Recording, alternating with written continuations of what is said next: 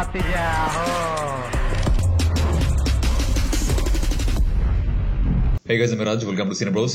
আমিন খান আমাদের বাংলা সিনেমার এক সময়ের নায়ক। তাকে এই মুহূর্তে বাংলা সিনেমাতে দেখা যাচ্ছে না কেন? কেন তিনি অভিনয় জগৎ থেকে দূরে আছেন? তাকে বাংলা সিনেমাতে ফিরিয়ে আনা গেলে ব্যাপারটা কেমন হতো? ভিলেন হিসেবে তার একটা কামব্যাক হওয়া উচিত, তাও আবার শাকিব খানের তুফান সিনেমাতে যদি হয় তাহলে ব্যাপারটা কেমন হবে? রিসেন্টলি আমিন খানকে ওয়ালটনের একটি অ্যাডে দেখা গেছে, এখানে আমিন খানকে দেখতে বেশ ড্যাশিং লেগেছে। এরপর থেকেই মূলত সোশ্যাল মিডিয়াতে এই ধরনের আলাপ আলোচনার সৃষ্টি হয়। আমাকে পার্সোনালি অনেকেই ইনবক্স করেছেন এই সমস্ত প্রশ্ন করে। তো আজকের এই ভিডিওতে মূলত এই টপিকেই কথা বলবো। আমিন খান বাংলা সিনেমার এক সময়ের নায়ক, বর্তমানে তাকে কোনো সিনেমায় দেখা যায় না। বহু বছর ধরে তিনি অভিনয় জগৎ থেকে অনেকটাই দূরে আছেন। তো এখন কি তার পক্ষে আর বাংলা সিনেমায় কামব্যাক করা সম্ভব? তার মধ্যে কি সেই পোটেনশিয়াল রয়েছে? ওয়েল, আমিন খানকে আমি পার্সোনালি বেশ পছন্দ করি, আমার কাছে বেশ ভালোই লাগে। এর অনেকগুলো কারণ রয়েছে। প্রধান কারণ হচ্ছে আমাদের বাংলা সিনেমার যেটাকে সোনালী সময় বলা হয়, এই সময় যে সমস্ত অভিনেতা অভিনেত্রীরা বাংলা সিনেমাতে দাপিয়ে বেরিয়েছে, সেই সমস্ত অভিনেতা অভিনেত্রীদের এখন যদি আপনি দেখেন, তাদেরকে দেখলে জাস্ট মায়া হয়, তাদের জন্য দয়া হয়।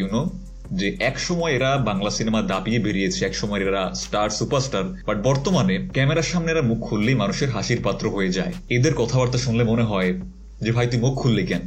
মুখ না খোলা পর্যন্তই ভালো ছিল। মুখ খুললেই কোনোভাবে এদেরকে নিয়ে ট্রল না করে আর কোনো উপায় নেই। এদের কথাবার্তা, চাল চলন সবকিছু শুনেই মনে হয় যে বর্তমান সময়ের সাথে এরা ঠিক মানিয়ে নিতে পারেনি। এরা এখনো সেই 90s পড়ে আছে যখন তারা স্টার ছিল, বাট সেই সময়টা যে হারিয়ে গেছে এই ব্যাপারটা এখনো তারা বুঝতে রাজি না। দে আর লিভিং ইন পাস্ট গ্লোরি। এর চেয়েও বড় দুর্ভাগ্যজনক ব্যাপার হচ্ছে এই যে কথাগুলো এতক্ষণ বললাম, এটা কিন্তু শুধুমাত্র কোনো একজনের বেলায় প্রযোজ্য না, সবার ক্ষেত্রে। ওই সময়ে যারা যারা অভিনয় জগতে ছিল তাদের প্রায় সবাই একরকম ভার হয়ে গেছে, জাস্ট সার্কাসের জোকার। ভাবতে অ্যাকচুয়ালি লজ্জা লাগে যে আমাদের অভিনয় জগতের একসময়ের তারকারা কিভাবে সময়ের সাথে সাথে তাল মিলাতে না পেরে এভাবে জাস্ট ভার হয়ে গেল। তো এই সমস্ত ভারদের মাঝে একটা মাত্র লোক রয়েছে, যেই লোকটাকে দেখে, যে লোকটা যখন কথা বলে তাকে দেখে বা শুনে মনে হয় যে একটা ভদ্রলোক কথা বলছে, একটা জেন্টেলম্যান কথা বলছে, একটা সেন্সিবল পার্সন কথা বলছে। সে হচ্ছে আমাদের এই আমিন খান। আপনি দেখবেন সে খুব একটা ক্যামেরার সামনে আসে না, এখন সেই অভিনয় জগতের একেবারে বাইরে আছে। সারা বছরে আপনি তাকে কোথাও দেখতে পারবেন না। অন্যান্য অভিনেতা অভিনেতা তারা যারা করে, যে নাটক সিনেমায় তারা অভিনয় না করলেও বিভিন্ন ইউটিউবার সাংবাদিকদের সামনে ক্যামেরার সামনে এসে ভুলভাল যা খুশি বলে। তারা এক সময় এই করেছে, হ্যান করেছে, ত্যান করেছে। বর্তমান সময়ের যারা আর্টিস্ট রয়েছে, স্পেশালি শাকিব খান, তাকে বিভিন্নভাবে খোঁচা মেরে বিভিন্ন রকমের কথা বলবে। শাকিব এইটা করলো কেন, এইটা করতে কেন পারলো না, এটসেট্রা এটসেট্রা, মানে বিভিন্ন কথা বলে কোন রকম ভাবে আলোচনায় থাকার চেষ্টা। কিন্তু আমিন খান একটা মাত্র পার্সন যে এইসবের মধ্যে নেই। সে অভিনয় করছে না, সে অভিনয় জগৎ থেকে পুরোপুরিভাবে দূরে আছে। এই জন্য সে ক্যামেরার সামনে এসেও শুধুমাত্র আলোচনায় থাকার জন্য কোনো আর্টিস্টকে নিয়ে এই ধরনের উল্টাপাল্টা কথাবার্তা, কাউকে খোঁচাখুচি, এই সমস্ত একেবারেই করে না। ইনফ্যাক্ট সে ক্যামেরার সামনেই আসে না। তাকে শুধুমাত্র চলচ্চিত্র সমিতির নির্বাচনের সময় একবার দেখা যায় সে ভোট দিতে আসে, এবং সেই সময় যখন সাংবাদিকরা তার সামনে দাঁড়িয়ে তাকে প্রশ্ন করে, সেই সব প্রশ্নের এত সাবলীল ভাবে কিছু সহজ উত্তর সে দেয় যেগুলো শুনলে মনে হয় যে একটা জেন্টলম্যান, একটা নাইস পার্সন কথা বলছে। তাকে প্রশ্ন করা হয়েছিল এবারের চলচ্চিত্র সমিতির নির্বাচনে যে এবারে চলচ্চিত্র সমিতির এই নির্বাচিত প্যানেল থেকে আপনি কি আশা করেন। সে সহজভাবে বলে দিয়েছে কিচ্ছু প্রত্যাশা নেই। সত্যি কথা বলি, কোনো প্রত্যাশা নাই। আমি জানি এরা কিছুই করতে পারবে না, এরাও নেক্সট এরকমই থাকবে, এর চেয়ে বেশি কোনো কিছুই হবে না। এই শিল্পী সমিতি থেকে মূলত চলচ্চিত্রের কোনো উন্নতি হবে না। এই ব্যাপারটা আমরা বছরের পর বছর ধরে দেখে এসেছি যে একের পর এক কমিটি গঠন হয়েছে, নির্বাচিত হয়েছে, বাট আদতে চলচ্চিত্রের কোনো উন্নতি হয়নি। সো আমি এবারও একেবারেই এদের মাধ্যমে কোনো কিছুই আশা করছি না। আসলে কিছুই বদলাবে না। এই রকমের কিছু সহজ কথা, সত্যি কথা, যেটা আমরা সবাই জানি যে 100% সত্যি, কিন্তু চলচ্চিত্র জগতের কোনো মানুষ থেকে এই ধরনের কিছু সহজ স্বীকারোক্তি কিন্তু আশা করা একেবারেই সম্ভব না। প্রত্যেকেই কোনো না কোনো প্যানেলের সাথে যুক্ত, প্রত্যেকেই কাউকে না কাউকে তেল মারতে ব্যস্ত। সেখানে এই লোকটা কোনো রাজনীতির মধ্যে নেই, কাউকে খোঁচাখুচির মধ্যে নেই, কাউকে ছোট করতে সে একেবারেই ইচ্ছুক না। তাকে যখন প্রশ্ন করা হয় যে এই মুহূর্তে কেন আপনি সিনেমায় অভিনয় করছেন না, সে সহজভাবে বলছে যে একটা সময় পুরনোদেরকে জায়গা ছেড়ে দিতে হয় নতুনদের জন্য। কত সুন্দর একটা কথা সে খুবই সহজভাবেই বলে দিয়েছে। চাইলে কিন্তু সে অন্যদের মতো বলতেই পারতো যে বর্তমানে ডিরেক্টররা আমাদেরকে নিয়ে কিছু ভাবতে পারছে না, বা আমি সেরকমের কোনো স্ক্রিপ্ট পাচ্ছি না, আমাদেরকে কাজে লাগাতে পারছে না, এই জন্যই আমি অভিনয় করতে পারছি না। এরকমের কিন্তু অন্যদের উপরে, মাথার উপরে ব্লেম সে চাইলেই দিয়ে দিতে পারতো, সেটা কিন্তু সে একেবারেই করেনি। তো একজন প্রকৃত শিল্পীর কিন্তু অনেকাংশে একটা ভালো মানুষ হওয়া জরুরি, যেই ব্যাপারটা আমিন খানের মধ্যে খুঁজে পাওয়া যায়। এই জন্যই মূলত আমিন খানকে আমার কাছে বেশ ভালো লাগে। এখন কথা হচ্ছে আমিন খানকে কি এই মুহূর্তে বাংলা সিনেমায় কামব্যাক করানো সম্ভব, বা তার পক্ষে কি, তার মধ্যে সেরকমের পোটেনশিয়াল কি রয়েছে যে সে এই মুহূর্তে বাংলা সিনেমাতে আরো একটা কামব্যাক করতে পারবে? উত্তর হচ্ছে ইয়েস। অবশ্যই তার মধ্যে সেই ধরনের পোটেনশিয়াল রয়েছে। এতক্ষণ পর্যন্ত আমি জাস্ট তার চারিত্রিক বৈশিষ্ট্য নিয়ে কথা বললাম, বাট আপনারা যদি তার ফিটনেসের দিকে তাকান, সে কিন্তু এখনো যথেষ্ট ফিট। অন্যান্য যে সমস্ত শিল্পীরা রয়েছে তাদের একেবারেই ফিটনেস নেই, বাট আমির খানের ক্ষেত্রে কিন্তু সেই ব্যাপারটা একেবারেই ঘটেনি। বাংলা সিনেমায় যেই সময়টাতে আমির খান মূলত কাজ করেছে সেই সময় থেকে বর্তমানে এই সময়ে তার লুকের মধ্যে কিন্তু খুব একটা পার্থক্য নেই। তাকে দেখে মনে হচ্ছে না যে সে অনেক বেশি বয়স্ক হয়ে গেছে, এমনটা কিন্তু একেবারেই মনে হচ্ছে না। সো এই মুহূর্তে সিনেমা ইন্ডাস্ট্রিতে কামব্যাক করতে হলে তাকে যে ফিটনেস নিয়ে খুব একটা কষ্ট করতে হবে, খুব কাঠখড় পোড়াতে হবে, ব্যাপারটা কিন্তু একেবারেই এমন না। বরঞ্চ তার বর্তমানে যে ফিটনেস রয়েছে এই ফিটনেস নিয়েও কিন্তু কামব্যাক করা সম্ভব। তবে হ্যাঁ, সেই আগের দিনের মতো হিরো হিসেবে হয়তোবা কামব্যাক করাটা একেবারেই সম্ভব না, কারণ মাঝখানে অনেকটা সময় চলে গেছে। এই মুহূর্তে কোনো ডিরেক্টর কিংবা কোনো প্রযোজক তাকে হিরো হিসেবে নিয়ে একটা সিনেমা হয়তো বানাতে চাইবে না, বিকজ এখানে কমার্শিয়াল অনেক ব্যাপার রয়েছে। তো এই মুহূর্তে তার হিরো হিসেবে কামব্যাক করা হয়তো একেবারেই সম্ভব না, বাট অ্যান্টাগনিস্ট হিসেবে, ভিলেন হিসেবে কিন্তু কামব্যাক করা অবশ্যই সম্ভব। বর্তমান সময় আমরা একটা ট্রেন্ডের মধ্যে দিয়ে যাচ্ছি। এই সময় আমরা অনেক হিরোকে, অনেক ভালো ভালো অভিনেতাকে ভিলেনের চরিত্র প্লে করতে দেখতে পাচ্ছি।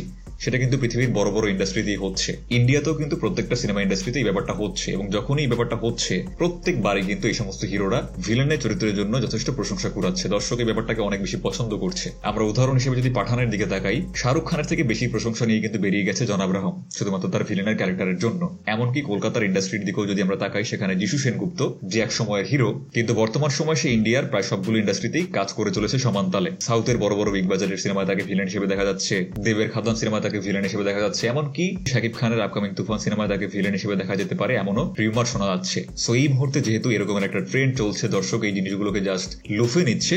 সো আমির খানকে দিয়ে কেন নয়, ওয়ালটনের এই অ্যাডে আমরা যেভাবে তাকে দেখতে পাচ্ছি, তাকে দেখতে কিন্তু যথেষ্ট ড্যাশিং লাগছে। তো অবশ্যই একজন কুল, স্টাইলিশ, পাওয়ারফুল ভিলেন হিসেবে কিন্তু তাকে ইন্ট্রোডিউস করানো যেতে পারে। কিন্তু তুফান সিনেমার জন্য কি সেটা সম্ভব? একেবারেই। তুফান সিনেমায় কি যিশু সেনগুপ্তকে সরিয়ে কোনোভাবেই আমির খানকে নেওয়া সম্ভব, বা এই জিনিসটাকে একেবারেই উচিত? সোশ্যাল মিডিয়াতে আমি ব্যাপারটা দেখতে পাচ্ছি যে এই মুহূর্তে খুব বেশি আলাপ আলোচনা হচ্ছে যে যিশু সেনগুপ্তকে সরিয়ে আমির খানকে এখানে নিলে কেমন হয়। খুবই বাজে হয়, খুবই খারাপ হয়। কেন এরকমটা বলছি, এর পিছনে অনেকগুলো কারণ রয়েছে। আপনাদেরকে একটা ব্যাপার ভাবতে হবে যে তুফানের মতো একটা বড় সিনেমায় যখন কোনো অভিনেতাকে কাস্ট করা হয়, তার পিছনে কিন্তু অনেক চিন্তা ভাবনা করতে হয়, অনেক কমার্শিয়াল, অনেক বিজনেস ওরিয়েন্টেড চিন্তা ভাবনা কিন্তু এখানে রয়েছে। এই যে চঞ্চল চৌধুরীকে কাস্ট করে দেওয়া হচ্ছে, কারণটা কি? বিকজ চঞ্চল চৌধুরী এই মুহূর্তে বাংলাদেশের সেরা অভিনেতা তালিকায় একেবারে উপরের দিকেই থাকবে। এই মুহূর্তে তার প্রত্যেকটা কাজ নিয়ে কিন্তু খুব বেশি আলাপ আলোচনা হয়, অসংখ্য মানুষ তার কাজ দেখার জন্য আগ্রহী। তো এই সিনেমাতে চঞ্চল চৌধুরীকে নেওয়ার কারণে কিন্তু একটা বিশাল সেকশন অফ অডিয়েন্স, যারা হয়তোবা এই সিনেমাটা দেখতো না, তারা এবারে শুধুমাত্র চঞ্চল চৌধুরীকে দেখার জন্য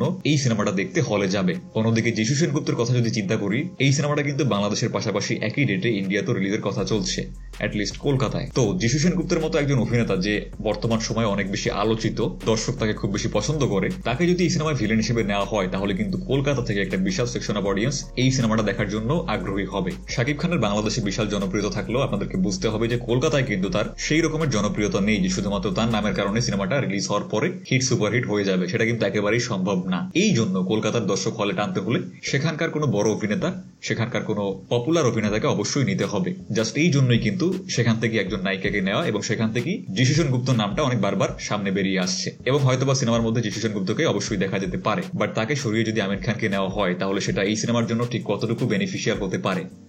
একেবারেই বেনিফিশিয়াল হবে না। কারণ এই ব্যাপারটা আমাদেরকে বুঝতে হবে যে আমির খান কিন্তু বহু বছর ধরে সিনেমা জগতের বাইরে। তো এই মুহূর্তে ইন্ডিয়া তো দূরের কথা, এমনকি বাংলাদেশেও কিন্তু তার তেমন কোনো অডিয়েন্স পুল নেই। তাকে দেখার জন্য যে একটা সেকশন অফ অডিয়েন্স হলে যাবে, আমির খানকে দেখার জন্যই যাবে, এরকম মানুষের সংখ্যা কিন্তু খুব বেশি নেই। সো যিশুর পরিবর্তে আমির খানকে নেওয়া মানে কলকাতার দর্শকগুলো তো চলে গেলই, এমনকি বাংলাদেশেও তেমন কোনো বেনিফিট এই সিনেমাটা পাচ্ছে না। তো এই মুহূর্তে যিশুকে সরিয়ে আমির খানকে নেওয়ার যে একটা আইডিয়া, খুবই বাজে একটা আইডিয়া, একেবারেই লজিক্যাল না। নাও আমির খানের একটা কামব্যাক আমি অবশ্যই দেখতে চাই, এবং এক্ষেত্রে আমার মনে হয় যদি আজকের এই ভিডিওটা আমির খানের কাছে অব্দি পৌঁছায়, তাহলে আমি তাকে পার্সোনালি বলতে চাইবো যে আপনি প্লিজ একটু চেষ্টা করুন নিজেকে প্রিপেয়ার করার জন্য।